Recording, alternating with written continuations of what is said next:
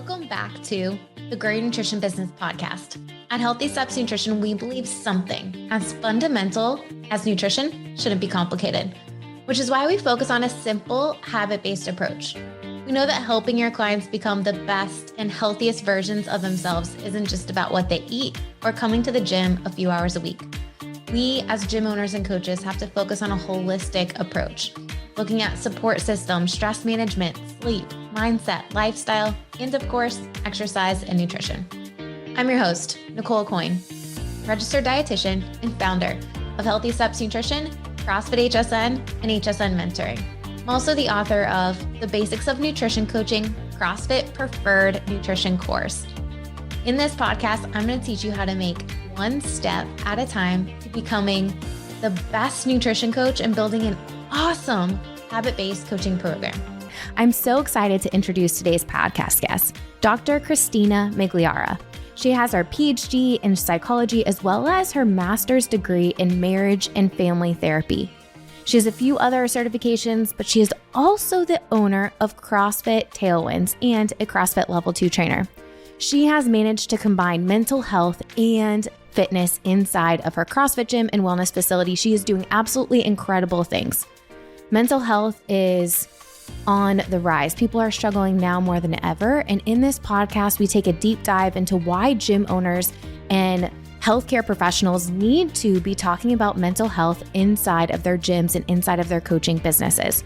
We talk about some different signs and symptoms that you might be able to pinpoint who might be struggling inside of your gym to better support them. We also talk about this buzzword, mindset. You're going to love this podcast episode. I hope you enjoy. We will get to this episode right after this message. We have some super exciting news. Healthy Steps Nutrition has partnered with Dr. Christina Migliara to release a mental health and mindset course for gym owners and coaches.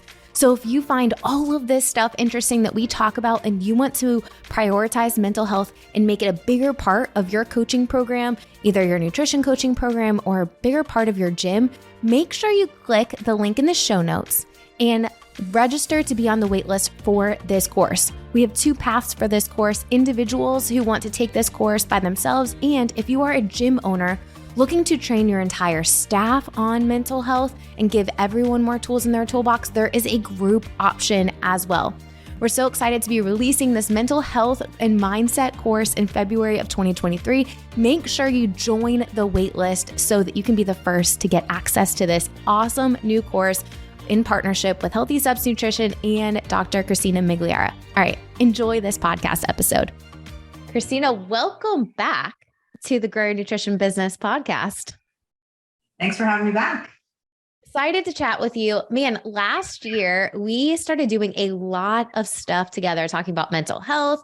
You are a mental health professional, but you also own a CrossFit gym, which gives you a unique lens to see how trends are happening, what things are going on, and truly how CrossFit affiliates and other boutique fitness facilities can prioritize mental health inside of their gym. So I'm excited to dive into the conversation today. Yeah, me too. All right. So big picture, a lot has happened over the past few years regarding mental health. I think anxiety, depression, like there's all these words that are talked about a lot more. Suicide. I mean, holy cow, like all of these things related to mental health are on the rise, but I'd love just to hear your perspective from a mental health professional, as a CrossFit affiliate owner. What are you seeing the past few years with your clients in practice, but then also in the gym? Great question. So as we've come out of post-pandemic time, we're really starting to see those ramifications kind of play out with both clients and in the gym. So one of the things that I think is a good thing, okay, right? So good and bad is I think more people are becoming aware of the fact that they are not in the best of mental health shape that they'd like to be in. I think that the pandemic kind of exposed that for us, something that maybe we were, neglecting or just trying to push ourselves through and not really paying attention through, because we've really glorified, hustle and grinding for a long time now. And when we had an opportunity to kind of sit back, we really got to see how much that is really impacting us. So in some ways, it's exacerbated the situation and the symptoms for a lot of people.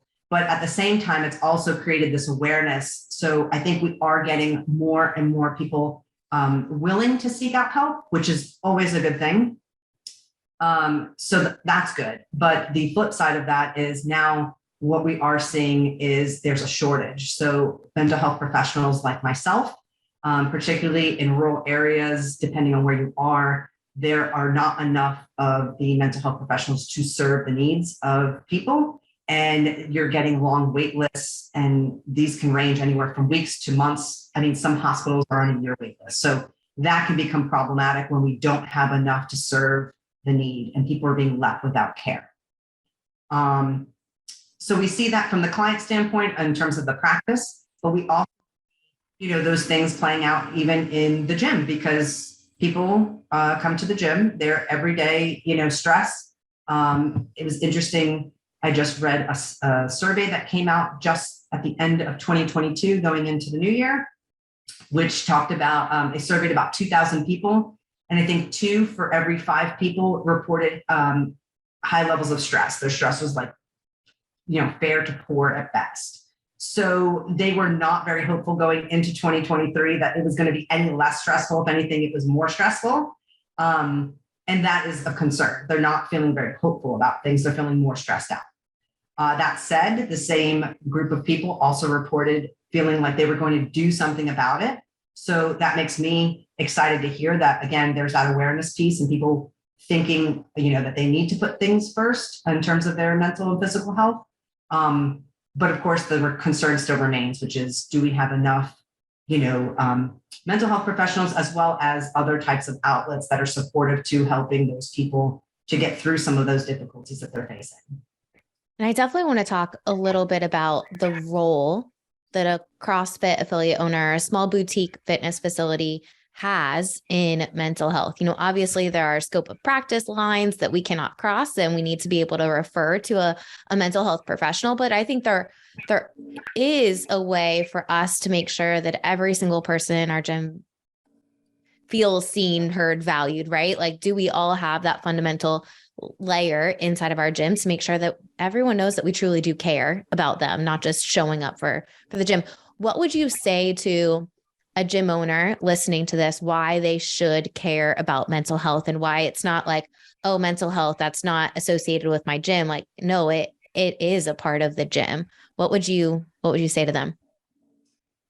So I think that, that's part of the long held stigma that somehow mental and physical health are these separate entities. And I think the very most important thing that we have got to get over is this myth that they are separate. The truth is that they go hand in hand. And if anything, I would argue that the mind is probably more important than the body, for the sheer fact of it's the leader, right? So if the mind is right, then the body will follow. If you try to avoid those mental barriers that you're facing through just compartmentalizing or avoiding and just throwing yourself into the gym or other things in life, you're always going to be limited. Your physicality will only take you so far. However, the reverse of that, when we put mental health first, the natural progression is all those things kind of fall into place. So when we're feeling our best, then we make really good decisions about our lifestyle, our health, in terms of the physical things that we engage in, nutrition, sleep, you name it, all of those things exist. But when we are not in a good space and we aren't making really good decisions, we start to cut corners and not think things through. So I would say that it is in the best interest of gym owners for that reason, from a business standpoint, as well as really caring about your members, to understand mental health, and that it really needs to be really important and part of the conversation. They just kind of go hand in hand. So the gym itself, it's a great opportunity to showcase that in so many different ways, very creative ways of doing that. People come in all the time saying, I want to lose weight, I want to get stronger. And right there, I immediately think of, oh, that's a confidence issue. That's a self-esteem issue. There's that mental piece. Like, if I can talk with them about how they're thinking and feeling, then it's going to be a lot easier for me to get them to buy into what it is that we're doing at our gym and see the physical transformation and feel good about it. If you are constantly feeling defeated or beating yourself up or being hard on yourself, you're not going to really recognize those physical gains. Then you're going to think that the results aren't happening. And then you're going to think that where you're at isn't really working. And then you're going to leave, right? Because what we want is results. So it becomes a barrier for you to be successful in your business if you aren't thinking about mental health. And I'll even circle it back to the first thing we were talking about. Gym owners have a great opportunity to capitalize on the fact that if you can create a safe space in your gym and make it conducive to being inclusive and mentally safe, as well as physically safe, which is always the priority, safety first, but we have to think about that in a physical and a mental standpoint, then you're going to draw more people. They want to belong, they want to feel included, and people are going to gravitate to your space for that reason. They're not going to feel intimidated. They're not going to stay home. They're going to think, like, well, that's a place I want to be. So it becomes advantageous to make that part of the conversation, and just to be like warm and welcoming. You've researched quite a bit about anxiety and depression post-pandemic and the increase in people that are struggling. And when we think about our gym, it's like 25% increase, right, of people that are struggling with anxiety and depression post-pandemic. So you look in your gym, there are people struggling that you might not even realize until you start paying attention.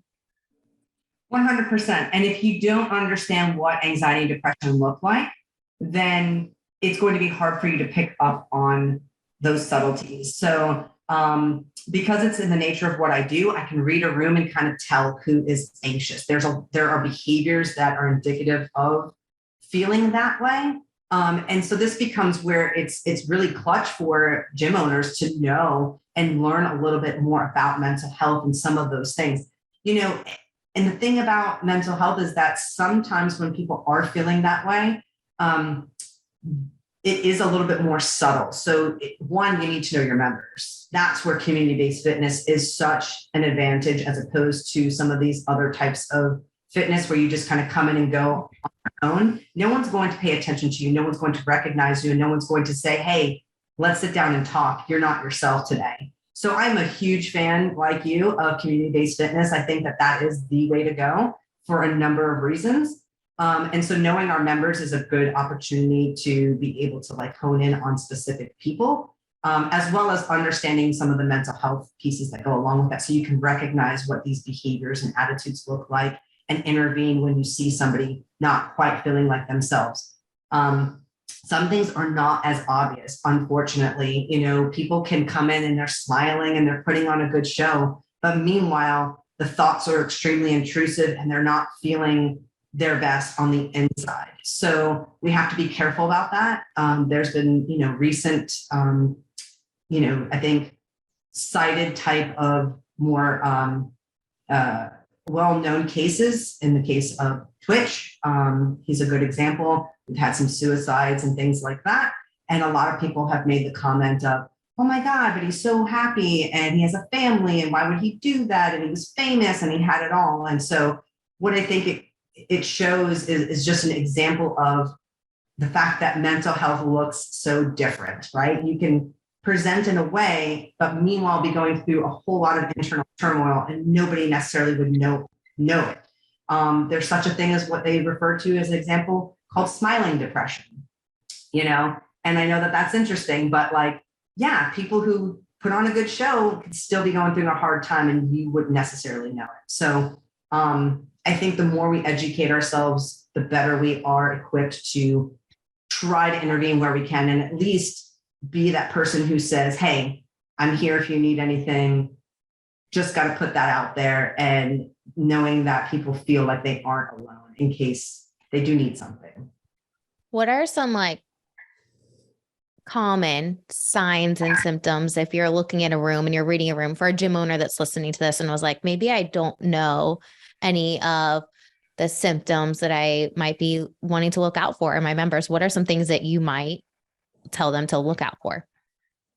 I would say major changes in behavior. So, if you have someone who's typically really outgoing and socializes after class, and then all of a sudden you see a very major change in their behavior where they're a little bit more reserved or they're leaving quickly after class, things of that nature, that's a telltale, that change in behavior, that something might be off.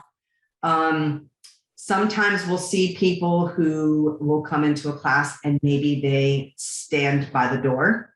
Conversely, those same people might put themselves in the back corner. So they are kind of off to the side of the class.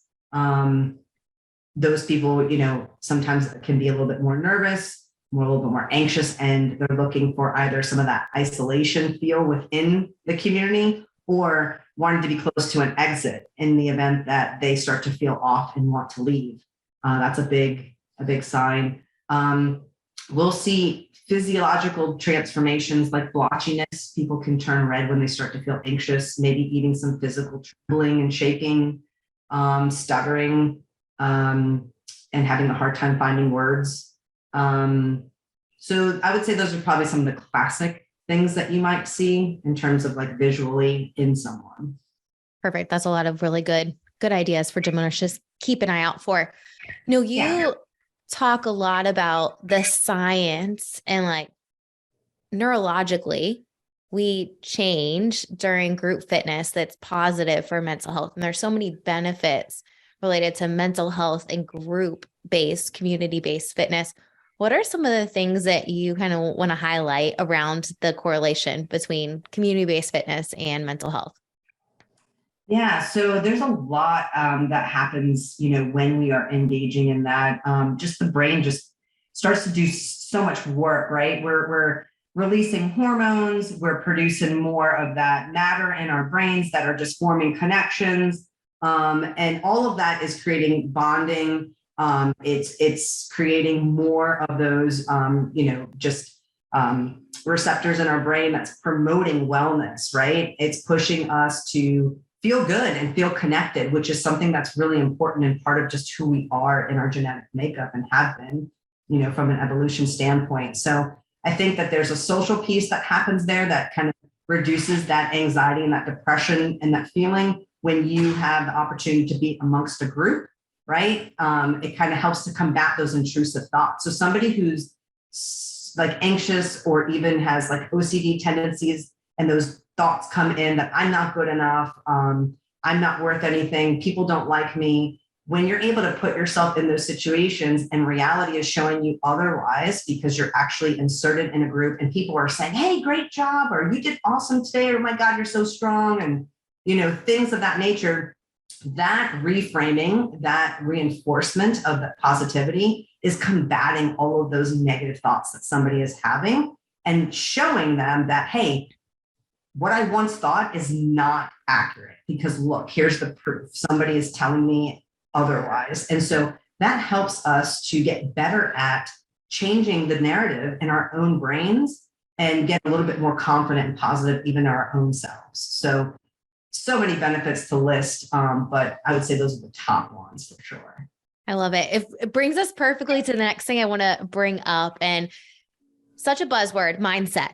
There are so many different mindset courses, different things about mindset going on right now. And, when you think about pillars of health, I definitely think mental health and mindset should be one of them. Nutrition, daily movement, and sleep, like those four things we need to be addressing with clients. And, you've mentioned this so many times, but we have 80,000 thoughts a day and 80% of them are negative. Like we're hanging out with jerks all day if we have such negative thoughts ourselves, right? So what would you say, like big picture, if we're talking about a nutrition coaching program in a gym, like how do you address mindset with your clients, either in a group setting and or one-on-one?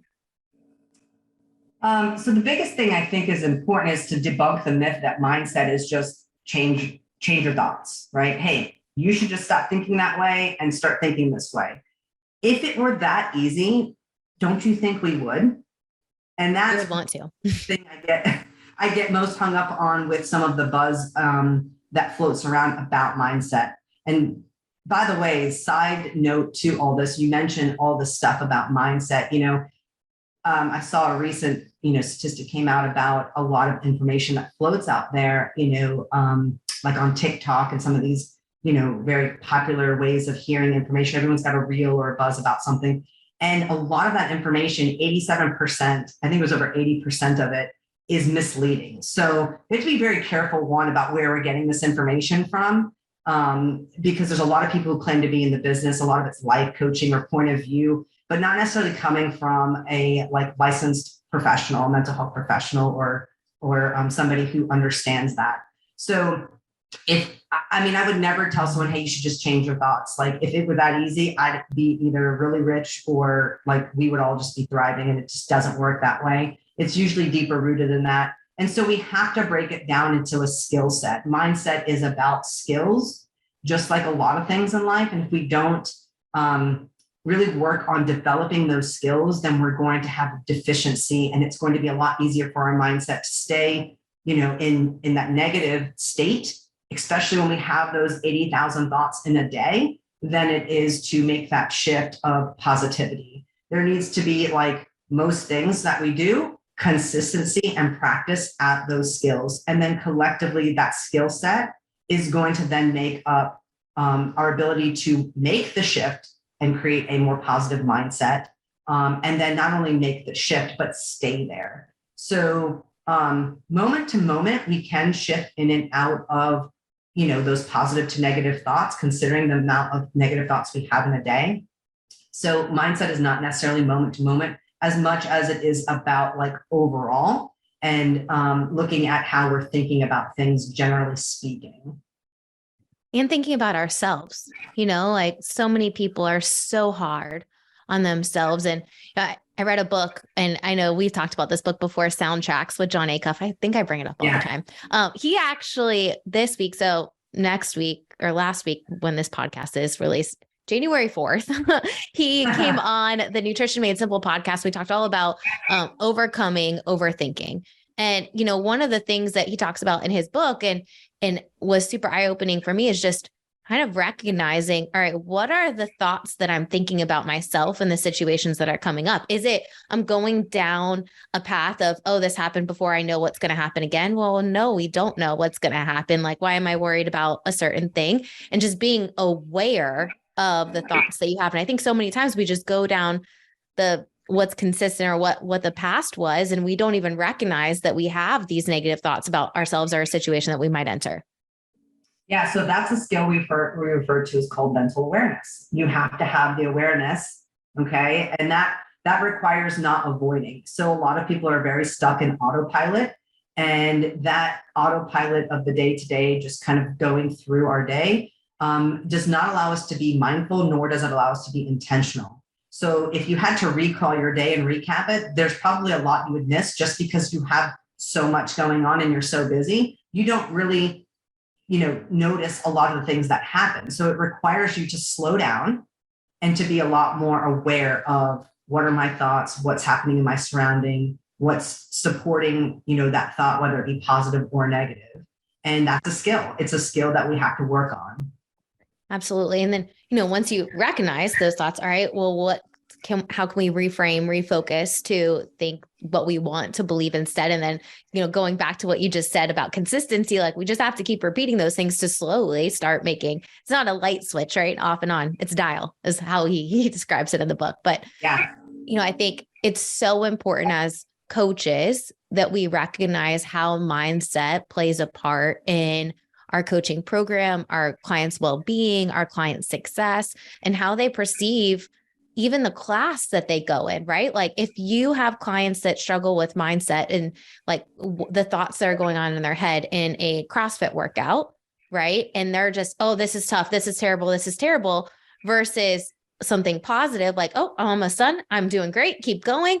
Like how different of an experience is that for the same person with two different thoughts that are running through our head? And we all are thinking something during a CrossFit workout or any workout, right? Yeah. Absolutely. I mean, the ongoing joke, I think, with the members when I coach classes, I'll use words purposefully because, again, it starts with us as the coaches, the owners. We have to lead by example. So the language we use is really important. If we're coming in and we're talking about a workout and we're mentioning it in a negative light and we're like, oh my God, this is going to be terrible and you guys are about to suffer, that doesn't really make them feel really good about it either. So I oftentimes say things like, this is a fun one. I'm so excited for you. And of course, I'll get the ongoing joke of, our definition of fun, coach, is not the same. And then we'll laugh about it. And so then afterwards I'll ask them, see, wasn't it fun? And they're like shaking their heads, which is, it's fine. It's all in good humor, but it's making light of things and pushing them towards reconsidering how they're thinking about it. We know in the middle of workout, nothing is ever fun, but it's okay because, we're not here to do a workout to do something that's comfortable. The growth comes from the uncomfortability of the challenge that we're putting our bodies and our minds through. And that's the very nature of why we do these workouts, is because of the push, because of the transformation that happens. And it doesn't transform us if it doesn't challenge us. It won't change us. So, I encourage people to watch their language as far as how they use it in the gym and hold people accountable for it. I mean, we do a fun thing. We have it's almost like your swear jar, but it's more of like a negative jar. So if people use negativity in the gym where they're saying something bad about themselves, we'll say, oh, you owe money in the jar, and that just gets them to stop. And what you kind of pointed out earlier, that refocus, reframe, repeat, that's something we do all the time. That's part of mindset. I love it.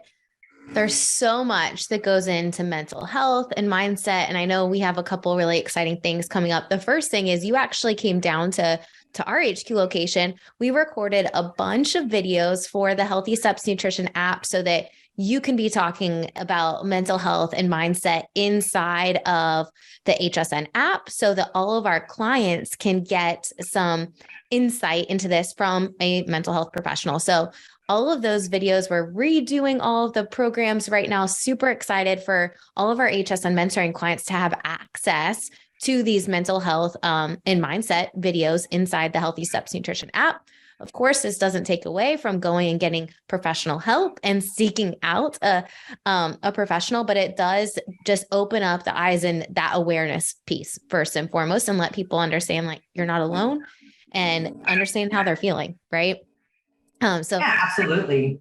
Super excited about that. Excited for them. Yeah. And then the second thing, which you've been working so hard on, is we collaborated to release a mental health and mindset course.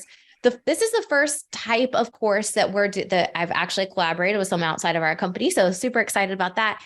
And we have two paths for this course. So what we realized when we started talking about it, and even at the live workshop, you were at our live event last year, and you had gym owners and coaches started coming up to you saying like, man, your message is so impactful, but I want my coaches to get equipped. Like, it can't just be me. Like, I need my coaches to have these tools and resources so that we can all prioritize mental health in the business together. So we have two paths for the mental health and mindset course, one for individuals and one for groups to go through this training together, which, as a gym owner, you should be thinking about professional development for your coaches to equip them with more tools so that you can provide an exceptional experience. And this would be a great way to go through a curriculum together to prioritize mental health for themselves, but then also for all the people that are walking inside of the door that you have an opportunity to impact on a daily basis. Yeah, absolutely. I mean, I'm a big fan of continuing education. I think it's important. I do it for my professional license. And I don't think as a gym owner, if you're going to be a professional, it should be any different for you. I think we have a responsibility and a duty to, give the best experience to our members and to be the best leaders for our staff, and then to train them to be amazing leaders as well. And so again, it always starts from the top down. And so it needs to be part of the conversation, it needs to be part of the ongoing training. I know many gym owners who, do regular training with their staff, and I think that's important. And I think the gyms that are the best gyms and the most successful gyms, you see that reflected in the way that they train themselves and their staff. And this is a great opportunity to, really tap into something that the fitness industry has not done, and in a way that they haven't done it. And so I was thrilled when you asked me to do this. I will say, like, trying to take all of what I know and put it in a course to the best of my ability so that people are getting, the highlights without going into a full degree on this is been a huge mental challenge for me. But at the same time, it's been a lot of fun. I really love leaning into those types of challenges. So thank you for the opportunity. And I'm really excited to take this into, the gyms of everyone around, and help them just to become more equipped. Again, we want to maintain that scope of practice as gym owners and coaches, but I think that this is a very real and important topic. It's been a underserved topic in terms of training and availability to this industry. And with all that's going on, I think that it's actually going to help people feel so much more comfortable, because it gives you the insight to things that we as mental health professionals know, and keeps you in line with your scope as gym owners and coaches, but also gives you enough to know what to do, what to look for, and then who to collaborate with, like in the area. There's so much resource and information in there. I just feel like everyone that goes through it. I'm really excited for them. You don't know what you don't know. And when you don't know, you feel nervous about things. And so when you bring that knowledge to light, it just makes you feel so much more empowered to do something about it. And I just think it's going to bridge that gap. In this particular situation, the healthcare industry is being bridged a little bit more with the fitness industry, but the mental health community has not been bridged nearly enough, if at all, with the fitness industry. So it's exciting to be able to be a part of that and help that come to fruition a little bit more. So I'm excited for everyone. It's going to be awesome. We're talking about your mental health hygiene framework, which has some different things than just the Healthy Steps nutrition framework. So they work really well in parallel together. Then we're talking about prioritizing mental health for yourself and then for your clients, and different things that you can do in the gym, practical examples. Basically going through the course, giving you action items that you can start implementing right away. So this course isn't just theory, it's practical examples from someone who is a CrossFit affiliate owner, a trainer who is has their boots on the ground, who understands both sides and has a unique lens. So I'm super excited about that. We've got this online course, but then we also are hitting the road. We already hit the road last year, but this year, we've got 3 events coming up on the books. March 25th, we have the Healthy Steps Nutrition Regional event for gym owners and coaches here in our Deerfield Beach location down in South Florida, which is going to be really fun, a 1-day event. You can grab your ticket for that 1-day event in the show notes. We've got our annual event that is going to be 2.5 days instead of 1.5 days. You guys, you're going to be doing a bit of some breakouts and some more chatting with gym owners, talking about mental health and prioritizing mental health inside of your gym. That event is in Nashville, Tennessee, July 13th to the 15th. And then we're headed to Scottsdale for Tim Lyons' event, the Fit Pro Growth Summit. It's a handful. We are hosting the pre-con to that event, June 8th, 9th, and 10th is his event. So all of those events will be linked in the show notes. Super excited about that. So if you are looking to connect with us in person, learn more about this, definitely attend one of those events, or all of them if you'd like to, but definitely get on the wait list. The mental health course will be released in February. We'll have a release date for that soon. Super excited to get all of this information in the hands of gym owners and coaches so that we can all make a greater impact and support our clients to become the best version of themselves physically and also mentally. 100%. Cool. Thanks so much for coming on the podcast again. Thanks for having me. I hope you enjoyed that episode with Dr. Christina Migliara. Here's what I've realized over the years. If we aren't talking about mindset and mental health with our clients, we are missing the mark. If our mind is not right, if we don't believe in ourselves, if we don't have a positive mindset in entering in different situations, it is going to be tough for us to be able to persevere and keep going. And when going gets tough, to continue to believe in ourselves that we can do things. Well, I have an awesome announcement. We actually did a podcast interview on the sister podcast to this one, Nutrition Made Simple, with John Acuff. He is an 8 times New York Best Times selling author, most recently with Soundtracks and Your New Playlist, a book about how to overcome overthinking. He is an incredible person. He is a CrossFit fanatic. Go over and head over to Nutrition Made Simple, episode number 78. We talk about goal setting, how to create a winning mindset, and how to overcome overthinking. I know you will love this podcast episode, and it is also a great one to share with your clients. All right, again, we are releasing this mental health and mindset course in February of 2023. Make sure you click the link in the show notes to get on the waitlist if you are interested in taking this course and being the first one to access all of this awesome information. We're so excited to partner with Dr. Christina Migliara on this project. Well, I hope you enjoyed this podcast episode. Please don't forget to subscribe, leave us a review so you don't miss another episode again. We will see you back here next week.